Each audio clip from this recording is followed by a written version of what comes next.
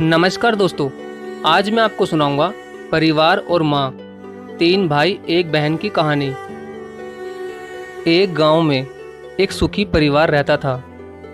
उस परिवार में तीन भाई और एक बहन थी। उनके माँ बाप उन चारों से बेहद प्यार करते थे, मगर बीच वाले बेटे से थोड़ा परेशान थे, क्योंकि बड़ा बेटा पढ़ लिख कर डॉक्टर बन गया और छोटा बेटा भी पढ़ लिखकर इंजीनियर बन गया था। मगर उनका बीच वाला बेटा बिल्कुल गंवार और आवारा ही बनकर रह गया। अब उनके दो बेटे डॉक्टर और इंजीनियर ने शादी भी कर ली थी और कुछ महीनों के बाद ही उनकी बेटी की भी एक अच्छे घराने में शादी हो गई थी। मगर बीच वाला बेटा अभी भी कुंवारा ही था, क्योंकि वो बिल्कुल अनपढ़ था और कहीं पर मजदूरी का छोटा सा काम करता था। इसलिए उसे शादी के लिए कोई भी लड़की नहीं मिल रही थी और उसके माँ बाप उससे बहुत परेशान हो चुके थे। अब जब भी उसकी बहन अपने मायके आती तो पहले वो अपने डॉक्टर और इंजीनियर भाइयों से मिलती थी, मगर बीच वाले भाई से वो बहुत कम मिलती थी, क्योंकि वो उसे ज़्यादा पैसे नहीं दे पाता था। लेकिन फिर भी वो अपनी बहन से बहुत प्यार करता था। अब उनके पिताजी की बीच वाले बेटे की शादी किए बिना ही मृत्यु हो गई। उनकी माँ ने सोचा कहीं अब किसी के मुंह से बंटवारे की बात ना निकले, इसलिए अपने ही गांव की एक सीधी सादी लड़की से अपने गंवार लड़के की शादी करवा दी। शादी होते ही ना जाने क्या हुआ।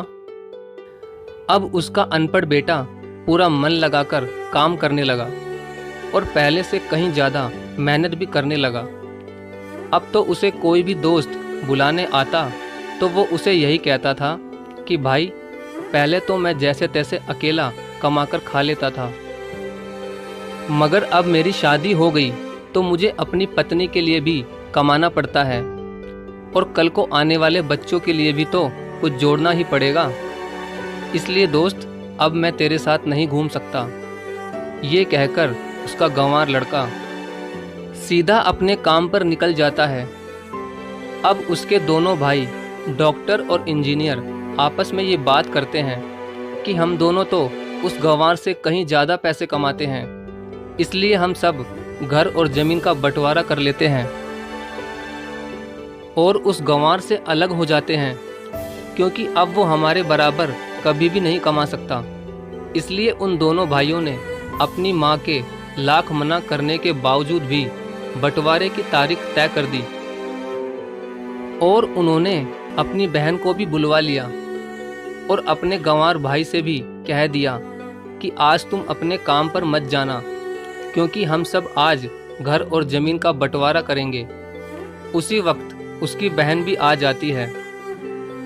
तभी उसका गंवार भाई कहता है कि तुम लोग बंटवारा कर लो, मुझे जो भी देना हो दे देना, मैं शाम को आकर अंगूठा लगा दूंगा। तभी उसकी बहन कहती है, अरे बेवकूफ़, तू तो अनपढ़ ही रहेगा, जमीन का हिस्सा तो आमने सामने बैठकर ही होता है। तभी उसके दोनों भाई भी बीच वाले गंवार भाई को उल्टा सीधा कहते हैं। तब उसकी माँ भी उसे कहती है कि बेटा, आज तू काम पर मत जा, बंटवारा तेरे सामने ही होगा तो ही अच्छा है। उसी वक्त वकील भी आ जाता है। तभी वकील कहता है कि आपका सारा हिस्सा मिलाकर 10 बीघा ज़मीन है और आपका घर है। अब ये बताओ कि किसको कितना हिस्सा देना है, मैं उसी हिसाब से बंटवारे के कागज़ बना दूंगा। उसी वक्त उनका गंवार भाई कहता है कि वकील साहब, 5-5 बीघा मेरे दोनों भाइयों के नाम लिख दो और ये जो हमारा मकान है ये मेरी प्यारी बहन के नाम कर दो।